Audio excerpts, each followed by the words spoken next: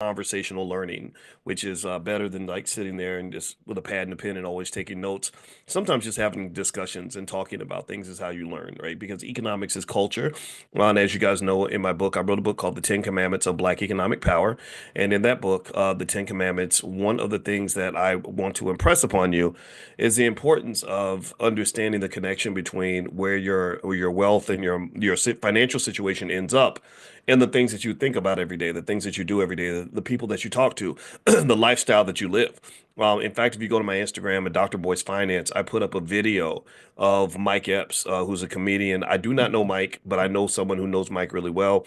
I've told you guys many occasions. Willie D from the Ghetto Boys is one of my buddies, and Willie is good friend. Willie is buddies with Mike. So I don't, but I don't know. I don't. I did that. That's just the connection there. But Mike Epps did a great video where he was explaining how bad culture can really weigh you down. He talked about how, did anybody see that video by chance? It went kind of viral. Mike was making a really honest emotional appeal, and he was basically saying, that when I was struggling and I was on drugs and my life was bad and I was making bad choices and I was in bad situations and barely hanging on by a thread, I got a lot of love.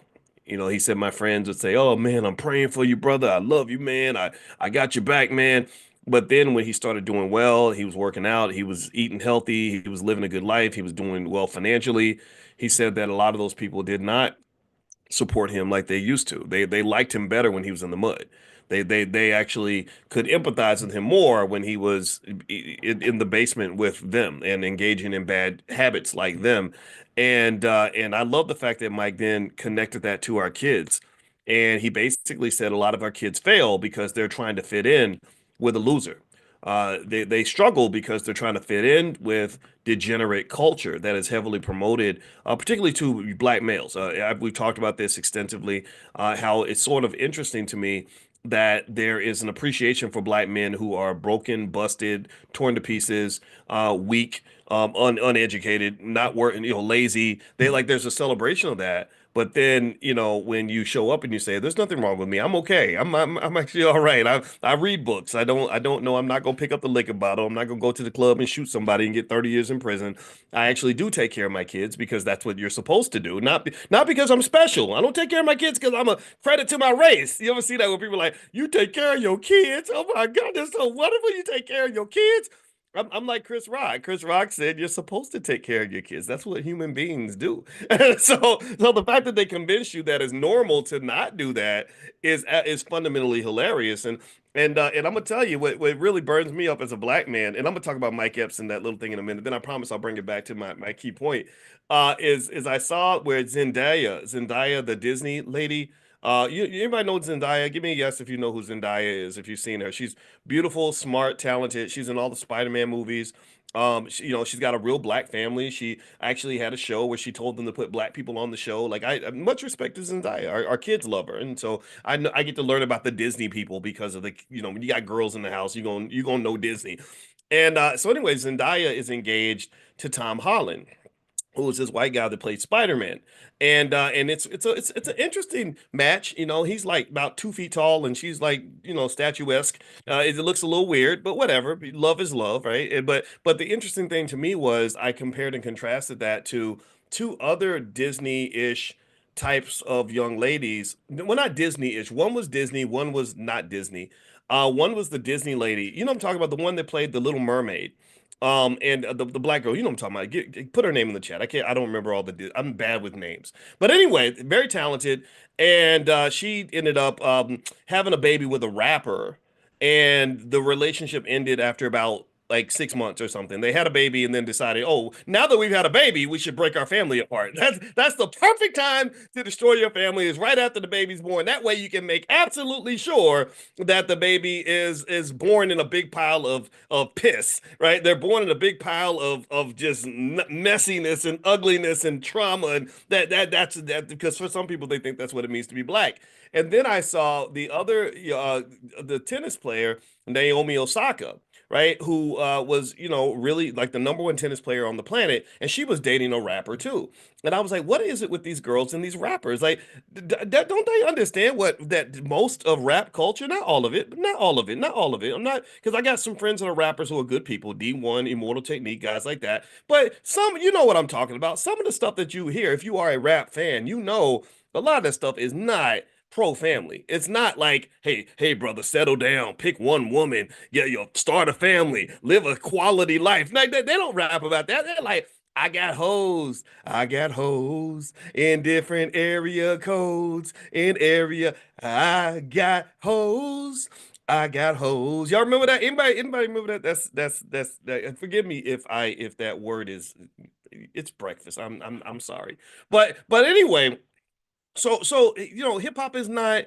It's not. I'm sorry, especially gangster rap is. It's just not pro family, right? Lil Wayne literally had a song. I swear to God, in this song, he literally said that I will steal your girlfriend, make her into my hooker, and then I will use her up and make money from selling her body, and then I will chop her dead body up and put it in the trunk of a car and mail it back to you. I swear, go look it up. Look it up. It's like whoa, that's not even sex trafficking. Like that's Jeffrey Dahmer type stuff, right?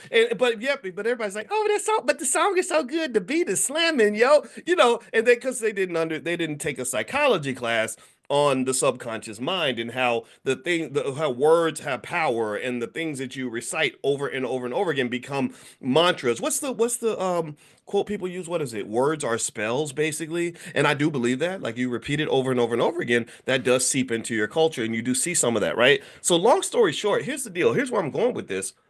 The problem for me is that because we don't understand the connection between our economics and our families, we think we can destroy our families and build our wealth at the same time. You can't, that doesn't, it's not happening. You can't destroy your families and build your wealth at the same time. Why am I talking about Naomi Osaka and the Disney, Halle Bailey and their rapper boyfriends? Well, because if you're integrating your children into a culture, see, integration with white folks, we already know the damage that was done there, but what we don't assess the damage of is the integration with hip hop culture. So you're integrating your family, you're bringing a child into the world, and the daddy's a rapper, where all of his friends are in his ear telling him that relationships are a burden, children are a pain in the butt. I heard Hallie's boyfriend say that having a relationship is like having a part-time job, man. Like that's not because why would in his mind it's like if you're all addicted to the dopamine of new experiences, then why would you settle down with one woman when you could have 12? Right? That's the thinking of a 22-year-old child, right? And so ultimately, long story short, what you have is you have a scenario where the infrastructure is broken before it even gets built. There's nothing there that says, okay, I'm going to take pride in being the kind of man who is married to my wife for 50 years. My mother, my mother passed on Christmas Eve. We talked about that, and I think about her all the time. Just be ready to hear about my mama all the time. I'm gonna carry my mama right here in my soul for the rest of my life. And when I spoke at her funeral, I looked down at my father and I saw a man who was once a 21-year-old man. I knew my father when he was 21, 22 years old. I remember that. And he was very handsome. He had those green eyes that apparently, for whatever reason, girls like those green eyes. Maybe I'm just a hater because I don't have none of that. I'm just an average guy. But yet, despite the fact that his little green eyed, light, and he was light skinned, you remember back in the day, people, if you light skinned and you got the curly hair and the green eye, right, all that stuff. He's still, because of how he was shaped as a man, because of how his father shaped him, looked at my mother and said, I'm gonna marry that woman. He didn't say I'm gonna get all them hoes. He didn't say that. He said I'm gonna marry that woman right there. And he claimed her. He went and he pursued her and he married her and he stuck by her side until her last breath. When she took her last breath, he was laying right next to her. She passed at about 4:30 in the morning. He was asleep and he woke up and she was gone. But every single time I talked to him about my mother, his whole conversation was my job is to take care of her, period. And what I don't get, here's what I'm not processing because I'm old fashioned apparently, is I just really, when I saw Naomi Osaka with this rapper and I saw Chloe Bailey with the other rapper, both of whom have already broken their relation. The relationships have already ended. I was kind of like, I wonder why young ladies aren't interested in men like that anymore. Like I wonder what it is that would make you look at someone who's a complete who's not going to have a great future most likely because he's engaging in some unhealthy habits and not really interested in like family and all that is not really kind of like a role model in his head. What would make you want to align your children with him versus the guy who says, I want to be with you. I want to marry you. I want to cherish you. I'm going to take care of you until we're old and gray and dead. I want you to die. If you die first, I want you to die right next to me. If I die first, I want you next to my bedside. I don't know if this is where integration was bad for black people, and I'm not talking about civil rights integration. I'm not talking about Brown versus Board of Education. I'm not talking about we shall overcome. Let's go to school with white folks and get jobs working for white. I'm talking about integration with hip hop culture, which is also white culture for the most part. The reason I call it white culture is because the person who has the gold makes the rules. If you want to know who defines what something's going to be, it's the person who writes the damn check.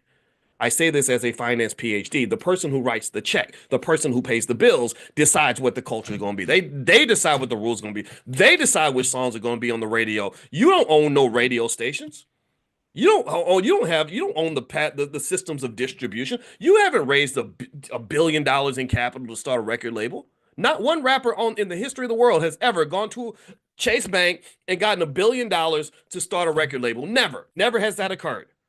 So stop acting like hip hop culture is black culture. That is not black culture.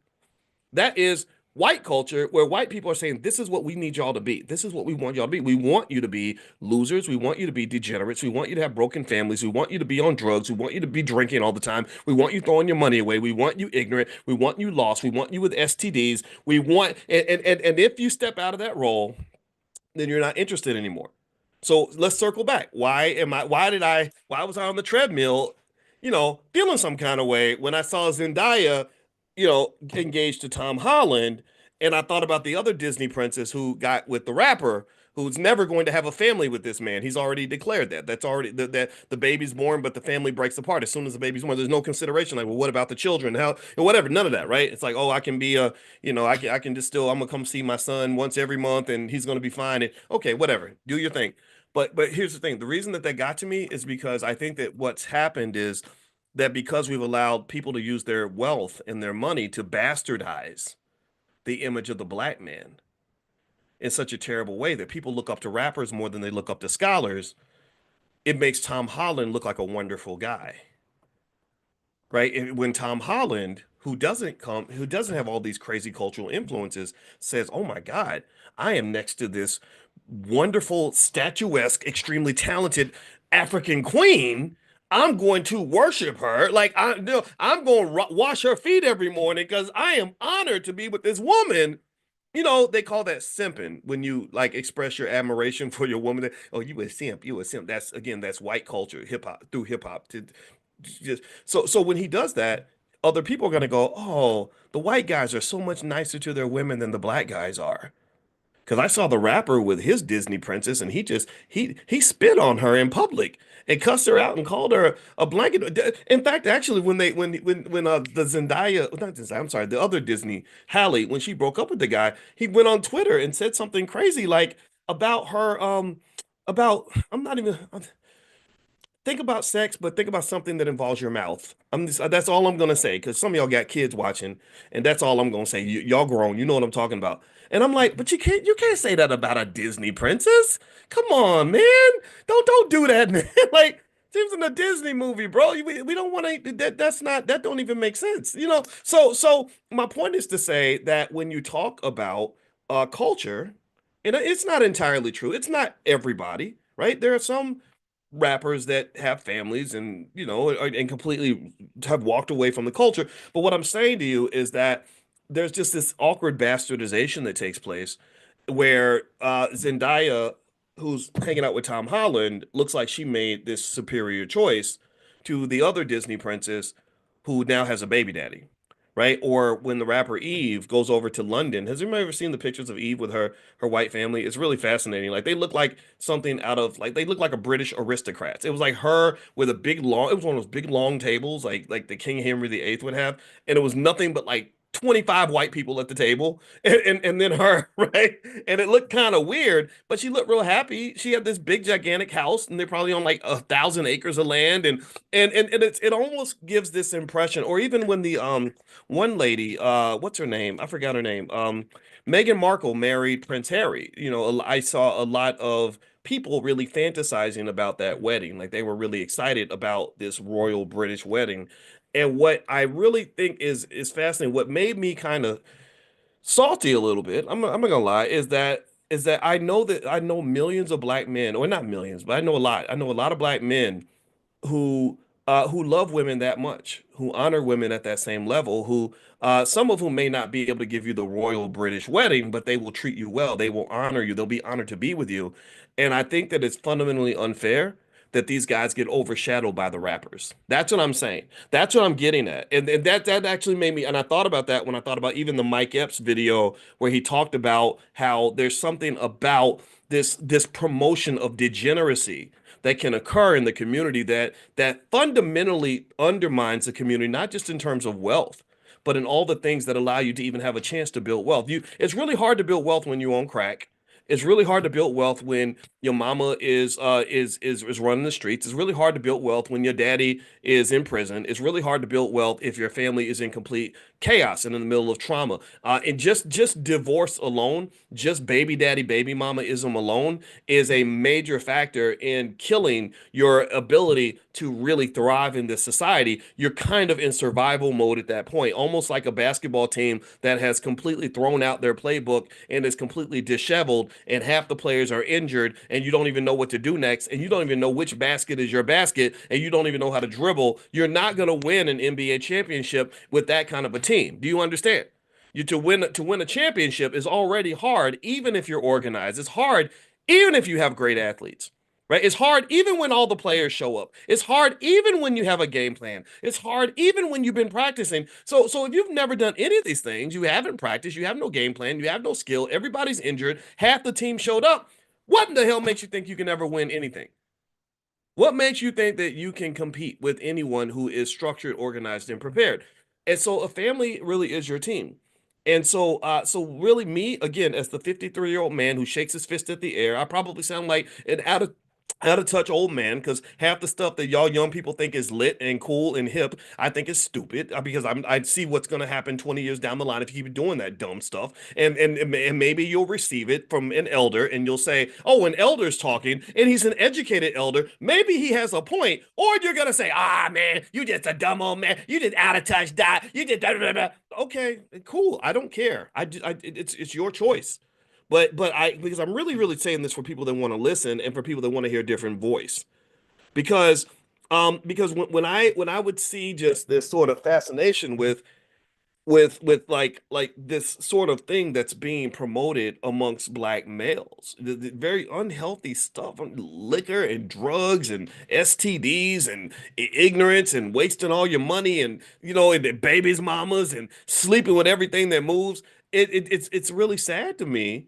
And it's sad because not only do people, a lot of young people make these mistakes and they don't know what's going on because nobody ever explained these things to them, but it's kind of like when you try to help, you get sort of attacked a lot. You get kind of like you get made fun of, right? You get called a nerd or whatever. And the really the secret, the reason I related to Mike Epps' video, let's go back to Mike Epps. And this problem, I promise you, this relates to wealth because Mike became rich and famous, and all of a sudden, his old friends from the hood, a lot of his friends had an issue with that. When I saw Mike talking about his experience, and the video's on my Instagram, which is Dr. Boyce Finance, you can go watch it. I said, wow, I had the same experience. When I heard Mike say, when I was struggling, when I was in the mud with you, you really were happy for you. You were my friend. You loved me. But then when I climbed out of the mud and I said, "Hey, I made it, y'all. I'm doing better. I'm going to the next level."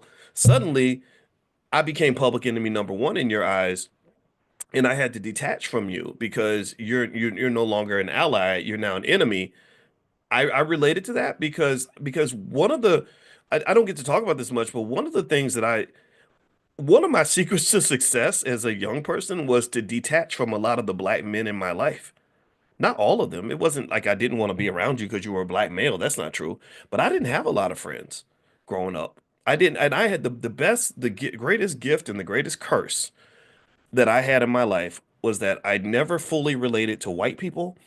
And so I would get rejected by a lot of white people, and I didn't fully relate to black people because I was detached enough to look at some stuff and say, I don't want to do that. I don't want to go to the club. People get shot at the club. I saw a video. There was a video. There was not. It wasn't a video. It was a post by a man who was in prison who had an epiphany where he said that 5 minutes ruined his life. And I said, I bet I know what he's going to say. Because he said, and here's what he said. He said something that I've been thinking about this for 30 something years.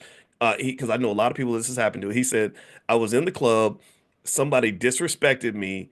I pulled out my gun and shot them, and then I got 30 years in prison. And I was like, yeah, I know some guys like that. And I think that just that lack of a critical thinking skill, that lack of ability to disconnect and kind of say, what do I want from my life? Do I value my life? Am I even going to participate in something that might cost me my life? Um, I wish that was more popular, because I think that for young kids especially, and when you have music and stuff that's really telling you, like if somebody makes you mad, you should shoot them, or even that you should punch them, or maybe people that make fun of you. If you don't go and get violent with somebody, let's say you're in a restaurant and some toothless redneck calls you the N-word. And I hear a lot of people like, oh, I'm going to jail today. I'm going to jail today. I'm like, I'm not going to jail today because I don't care what this toothless redneck thinks about me. What makes you put those people on such a pedestal that somehow you think that their approval of you even matters? I don't care what you say about me, but maybe it's because I've had some experience. A lot of people say a lot of things about me, right? And it doesn't. The good stuff, it kind of matters. The bad stuff kind of matters. But at the end of the day, what matters is what you think about yourself. So, what in the world? Who trained you to even think that you should give away that much of your power to someone who has no power, by the way? A lot of people that hate on you and say things about you or attack you in some way or call you the N-word to get you out of character, they don't have power, so they're seeking power by seeing if they can influence your behavior and get you unfocused, get you off of your game. That's what they're really doing. And I just it just it's not logical. It's not logical behavior. So ultimately, I think, and the reason that I think when you have an economic conversation, you have to talk about behavior and choices is because behavior and choices is everything when it comes to wealth. Like you can't have rich people versus poor people without having different choices amongst different people. So the question is, what are your choices? What choices are you going to make today? What because you're gonna have a range of possibilities. Like E40 says, everybody got choices, right? What are your choices? What choices are you gonna make, and who's gonna influence your choices? And because culture influences the choices that we make, and what kind of culture are you building? And then the culture that you build is going to shape your access to wealth and resources. Now, what I want to do is I want to break into another quick angle on this in a minute. But before I do that, one thing I want to let you guys know is later on this afternoon at noon, the Stock Market Club is going to meet at noon to talk about the stock market. That's my thing. I wrote my dissertation on stocks, so I love the stock market. I love the stock market. The number one wealth driver in America. It's the number one place to make money on the planet. So if you want to join us and you want to do a free trial, just go to drboycestockmarket.com. That's drboycestockmarket.com. Also, if you there's another thing. I did put together a list of stock. Remember yesterday I was telling you guys that investing in water is going to be a big deal, that literally in the next like 20, 30, 40 years, they're expecting a water shortage. And so what I did was I put together a list of investments you can make in that space if you want to make money from that. I'm gonna text that out probably tomorrow. My team's kind of putting that together and getting that ready. So I will text you all the link. If you want to receive that, then make sure you get on the text list. Text the word morning, MORNING, to the phone number 87948. Text morning to 87948, and I will send you that list. Thirdly, you guys may or may not know, but we're actually going to Ghana in July. We're doing a group trip to Ghana, and we have this thing, the B1 voyages that we created where we can travel together and stuff like that. We're going to Ghana and also to Black Wall Street this year. So if you want to be notified when we go on the group trip and you want to connect with some of the other people that are here in this space, get on the text list for the travel. Just text the word travel to that same phone number, 87948, and we'll send you notifications. So text travel to 87948. I'll send you information. All right. So how many of you have watched the Squid Games? Give me a yes if you have seen I love the Squid Games. I saw the first one; it was really really good. And I'm looking forward to watching the second one. The Squid Games has been, I think, the most popular show in the history of Netflix, and it's really powerful because I think that the Korean South, I think it was made in South Korea, right? If that's the case, I know that there's something about South Korean filmmaking that really resonates. Where they're just so creative. The movies are kind of different, and you're like, "Whoa, I didn't think that was gonna happen." Because we're used to the American stuff. I think South Koreans are brilliant at making movies. They made that other movie. I forgot what it was. It had a one word title. It was called Beef. I think it was called Beef, and it was the craziest movie ever. I think it was called Beef. And then there was another one.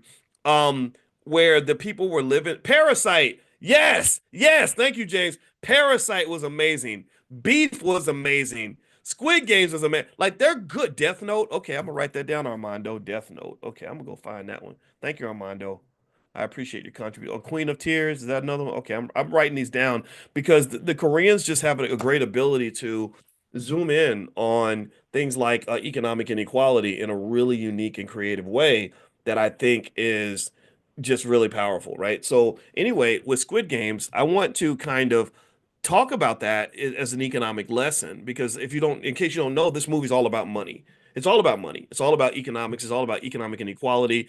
And so here are some financial theories you can connect to the Squid Games when you're watching to kind of understand how economics works, and also to reiterate the importance of making sure that your children are trained on economics, making sure you're buying stock for them when they're babies, making sure that they understand the different ways to make money in the economy. Like that song. Remember that song? I'm on the highway, making money the flyway. You gotta get a better way. And I was like, what's making money the flyway? What is that? Now, maybe he was talking about something different. I actually met the rapper who made that song. I think it was Lil Troy. I met him. I think he passed away, but he was a very nice guy. I met him at a party. Willie D had a thing, and I went down there and I met him. It was really cool. But anyway, it was so in this song, one of my favorite songs, they talk about making money the flyway.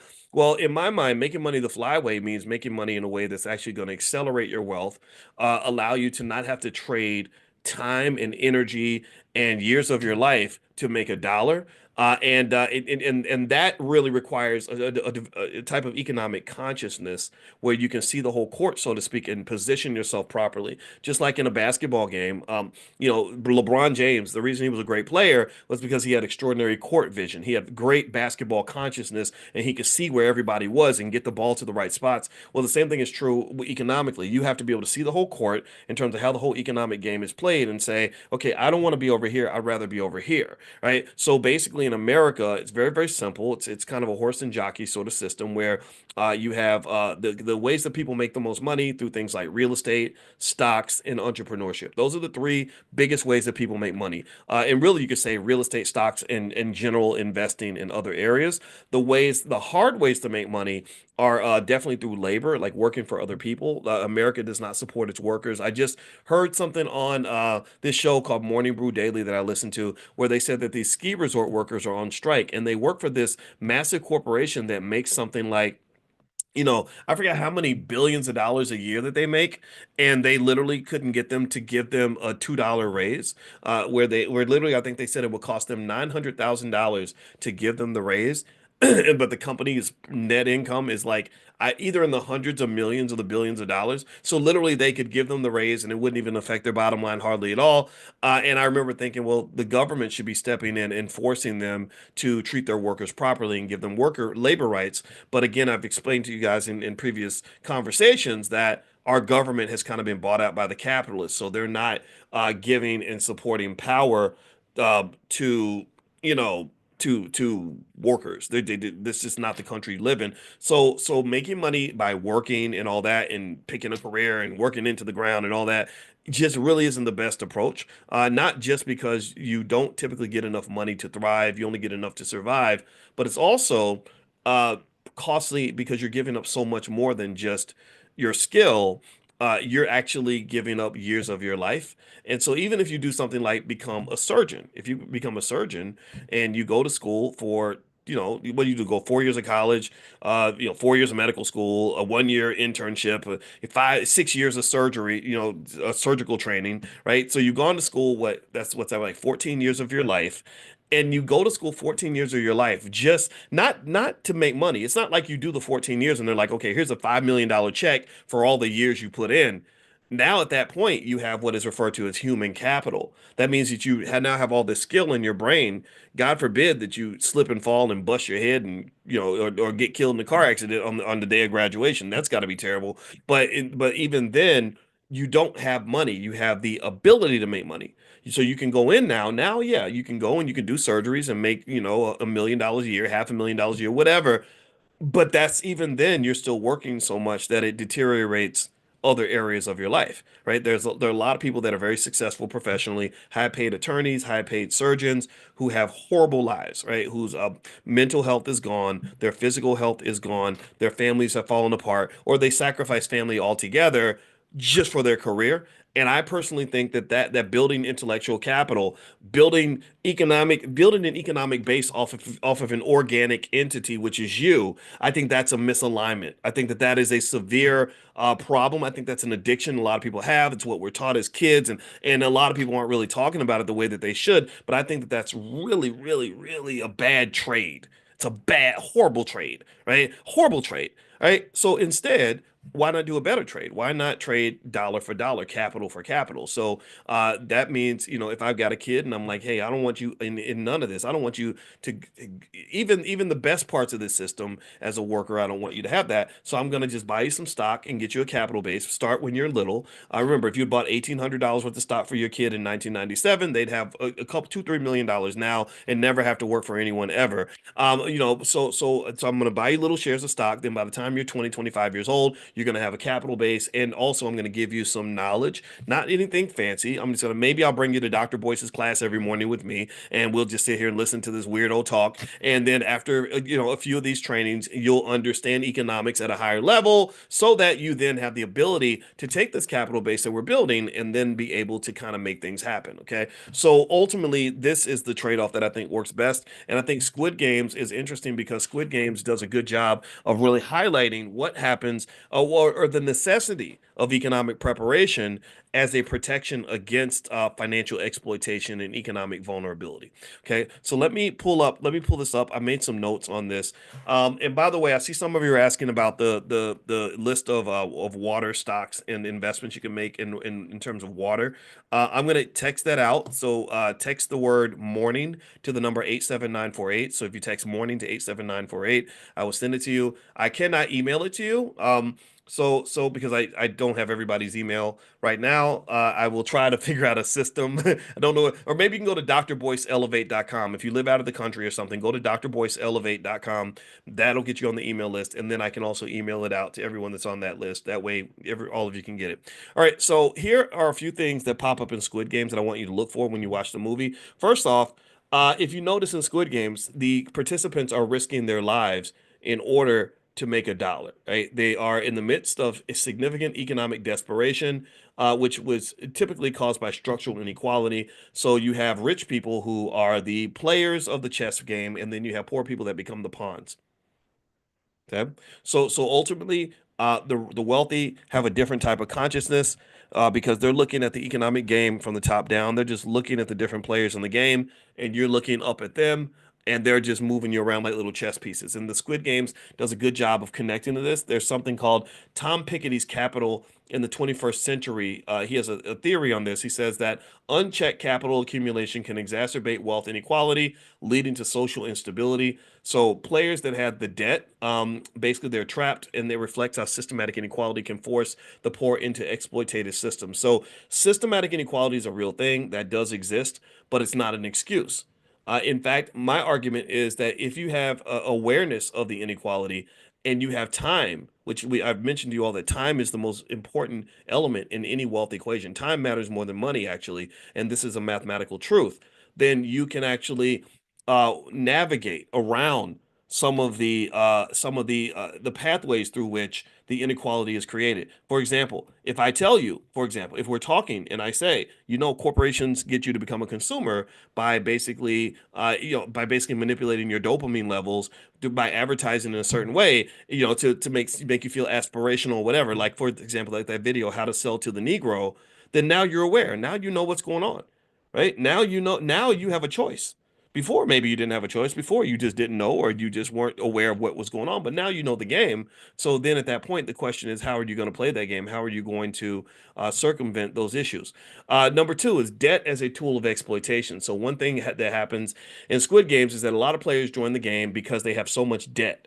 And remember, debt is something that is powerful if you use it properly. It can become incarceration, financial incarceration, if you use it improperly.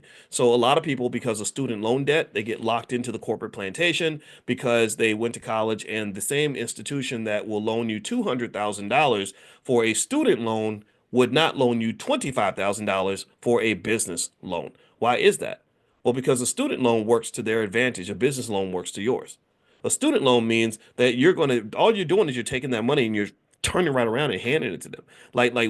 So it's like you're giving them dollar bills, they're giving you Wendy's coupons, right? So if I buy $1 million worth of Wendy's coupons, that's not like having $1 million in cash, because Wendy's coupons are restricted in their use. I can only use that if I go to the restaurant and pay for their product, which already has a markup attached to it. But if you give me $1 million in cash, that's a whole different reality. So if I had a choice, if somebody said, Dr. Boyce, which would you rather have? $1 million in Wendy's coupons or 100,000 in cash? Oh, give me the 100,000, because then I have the ability to apply those funds in any way that I see fit. I don't have to go buy a bunch of damn cheeseburgers at your restaurant and somehow feel like I spent $1 million. So ultimately, that's so debt is when it's sort of applied in a way that's not beneficial to you, it does become a trap. And so when people have in Squid Games, a lot of the players are in debt and they're trying to get out of the debt. And there's a theory. Karl Marx had a theory of exploitation. He explained that capitalists can extract value from workers through asymmetric power dynamics. Their workers have less power than the employer, which is what's happening in the ski resort out in Vail. They're making hundreds of millions of dollars, and the ski workers are saying, "Hey, we just want to make $23 an hour because we can't live in Vail. Our customers can, y'all can, but we can't." And that fits with what Marx said. I'm not a Marxist, but Marx was right about this, and he says that it says here in modern economics, financial institutions also play a similar role, which where they leverage debt to perpetuate class subjugation. So debt is powerful, but you must be very careful with debt. There is good debt and there's bad debt, and so debt can be a good thing in your life or it can harm you. The illusion of meritocracy. This is what's interesting. So the game of the Squid Game appears to be fair, with everyone having an equal chance to win. However, factors like physical strength, alliances, and manipulation of the rules reveal that outcomes are far from equal. And that's kind of like, in a way, what it's like to be black, right? A lot of people are pushing right now, like McDonald's, for example, just got rid of all their diversity programs apparently, and which I personally think, I mentioned this on my podcast on Spotify. It's called the Dr. Boyce Daily, Dr. Boyce Daily Stock Market. You can go listen to the segment if you want. But on Dr. Boyce Daily Stock Market, what I did say was I said, so McDonald's is interesting because there are a lot of other corporations where diversity was cool when it was convenient. Now it's inconvenient because they've got the Republicans that are kind of putting pressure on. There's a guy named Robbie Starbucks, and all he does is spend all his time going after companies that have DEI programs. And now, on one hand, DEI kind of got screwed up in the sense that they started equating gay people to black people, which is not the same. I'm sorry. I love my gay friends. Nothing against you, but still, that's not the same. Stop that, right? And then suddenly, you got gay people and white women and everybody else benefiting from the DEI programs. But I do know some black people who are fans of DEI who benefit from DEI. I got my first job at Syracuse University through a DEI program. They had to force them to hire us. They did not want to hire black people at that university. They had, I think, almost 100 faculty in the business school at Syracuse, and not one of them was African American. Not one. They did not. They were like, we don't want no black people up in here. We want y'all playing basketball, picking up the trash, and tackling people on the football field. We do not want you teaching our white kids. That was. But we'll take black students because we're getting their money. But we don't want black professors because they're the ones making money from the university. Yeah, that's what it was. So they had to force them to hire us. They hired three of us, and one of them was gone very quickly. Two out of the three were gone, and the third one, they treated her so badly. I never forget this lady. She was half white actually, so she was like kind of one of them in a way. And she and she really like did she played the game. She really so I can't play I don't play games that well. I'm not good at that. I can't pretend. I'm the Negro that'll get you fired. I've always been that guy. You can go back 25 when I was 25 years old, I was the same dude. But with her, like she did everything right. She made friends. She would go to their kids' birthday parties. I didn't know where all the people I work with, I did not know where they lived. I did not know if they had kids. I didn't know if they were married. I didn't care. I was there to work. That's it. I worked on my research and that was it. That's my flaw. That was who I am. She did all the social stuff. She connected with them, and I was like, oh wow, this whole like being white thing is really working well for you. Maybe boys, maybe you're too radical. Maybe just slow down. They still treated this poor lady like crap. When she actually got promoted and they gave her tenure, not one single person. Usually, when you get tenure, and I can just tell you about the rules of academia. When you get tenure, everyone's like happy for you because it's like a kind of a big deal. It's kind of like getting married or something, right? It's like, but tenure, it's like a lifetime job, kind of like welfare for smart people, right? So you can work forever and they can never fire you. My wife has tenure. She's actually a full professor. Very few PhDs become full professors.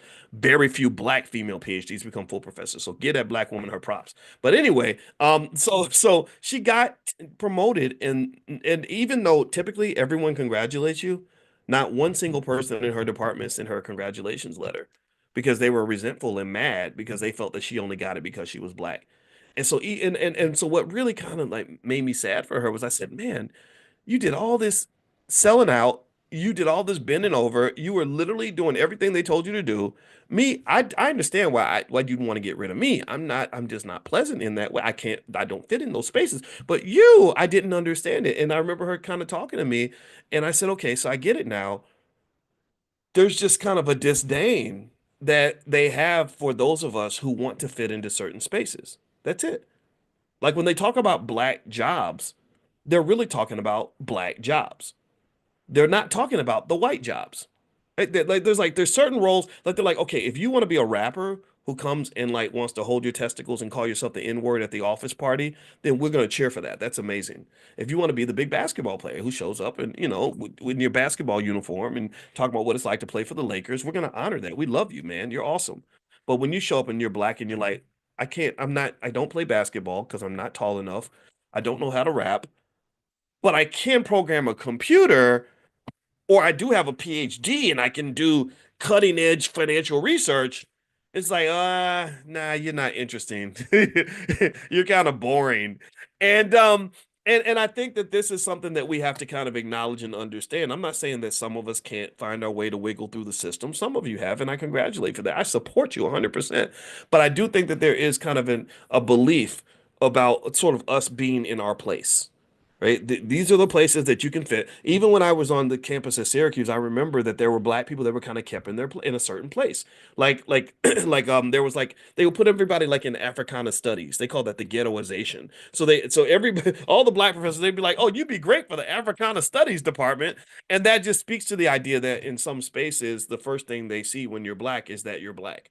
They don't see you as a human being first. They see you as a black person first. Right? And so what this means, in my opinion, is I think this necessitates the absolute essential nature of what we're dealing with. It tells us what we must do. It tells us what we have no choice. We have to develop spaces and institutions of our own. We have to. We have to develop spaces, not so much where we're just disconnected from the world or that we just walk around being mad at white people all day. No, I think that we get rid of all that because if you're focused on what you're doing, you're not so worried about what he's doing, right? If you got something of your own, you're not jealous of what somebody else has got. Do you understand what I'm saying? Like I think being conscious of what we're conscious of. So like the consciousness of our consciousness is critical in the sense that um every day I wake up, I got to be conscious about what I'm thinking about because there are some things that you can sit around and be mad about all day that are just not going to benefit you. It doesn't benefit me as a black man to sit around and just be angry all day about what white people are doing. I don't think that's gonna fix the issue at all, and they don't really care that much. So really, I'm kind of just hurting myself. I built this little world that only I live in, where I'm just boxing, I'm shadow boxing all day, against something that really to some extent exists in my imagination. Not that racism is not real, not that discrimination and segregate, not that all those things don't exist. They're real, but that doesn't have to be the only world that I live in. I think that there can be another world where all of our children are raised with basic ideas like get up every day, do the best you can, read books, work together, build wealth, don't give your money away, be smart economically, make a plan, love your wife, love your kids, build your community, take care of your health, stop eating McDonald's, and all these other things, right? So here's the point, right? Let me go back to McDonald's because I didn't finish that part. So the point that I made about McDonald's and their lack of diversity initiatives is I said, well, we could just say like we're mad, like let's just all go boycott McDonald's, which is totally cool. But I said, but really, if you think about it like this, though, let's go deeper. Should you really be eating McDonald's anyway? Like, does McDonald's rise to the top of the ladder of like healthy food choices in the first damn place? Do you know what that food does to your colon and your kidneys and your heart? I mean, do you know that you're also listening to a black man whose mama just died a week ago who ate a lot of McDonald's through the years? Not that McDonald's took my mother's life, but damn, it probably didn't help. So, so, so to me, I don't need McDonald's to cut their diversity programs for me to have a reason to stay away from that damn crack house of a restaurant anyway. I don't need a reason to not give them my money. You shouldn't need a reason to support your own businesses. You shouldn't need a reason to eat healthy food. You should just be doing this because this is what you're supposed to do. This makes because it just makes more sense anyway.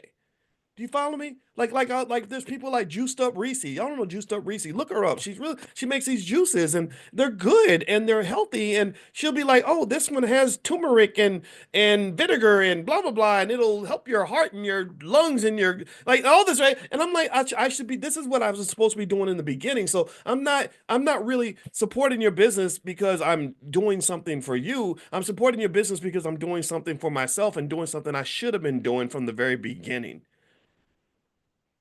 So I think that like with our economics, I think that hitting kind of the reset button and instead of building black wealth in response to white oppression, I think we should build black wealth because that's the damn thing God put us on this earth to do in the first place. That's where you were supposed to be already. You were already supposed to be doing what's best for your family. These are the things. So you don't need to be mad at somebody else for you to start loving yourself. Does that make sense? Does that make sense? I hope you get that.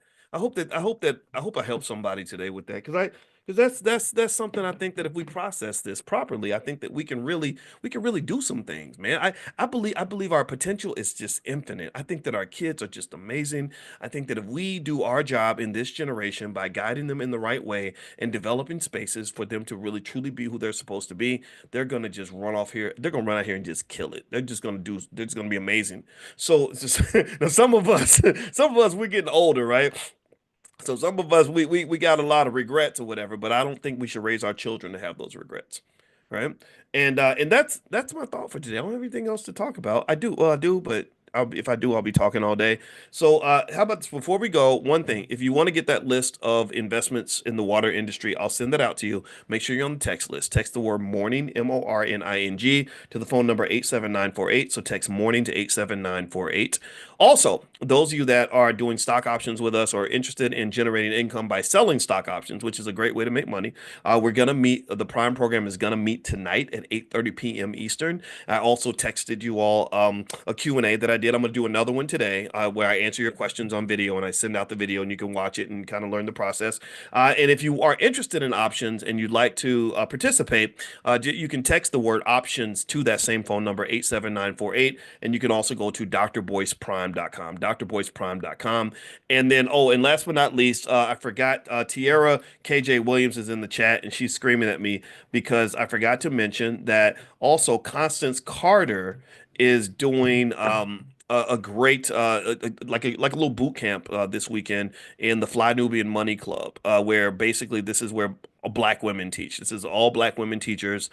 You can be in the audience if you're a man, but this is where we listen to our women because our women are smart and they're the greatest on earth in terms of what they can accomplish. And I just really think that that's important. So if you want to participate in that, just text the word Queens to the phone number 87948, and we'll send you a link if you want to join the Fly Nubian Money Investment Club. So just text the word Queens to 87948. And this is for the men too, right? These are just amazing women.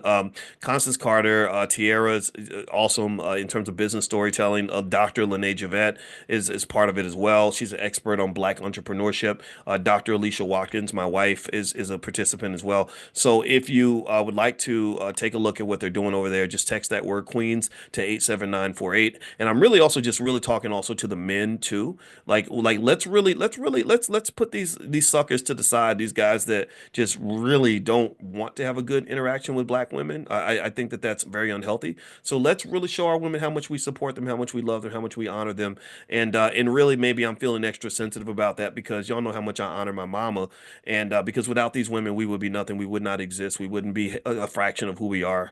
And so I think that that's just very natural to do anyway. So anyway, take care, guys, and have a good day. God bless you. Thank you so much for listening. I will see you all tomorrow. Take care. Peace.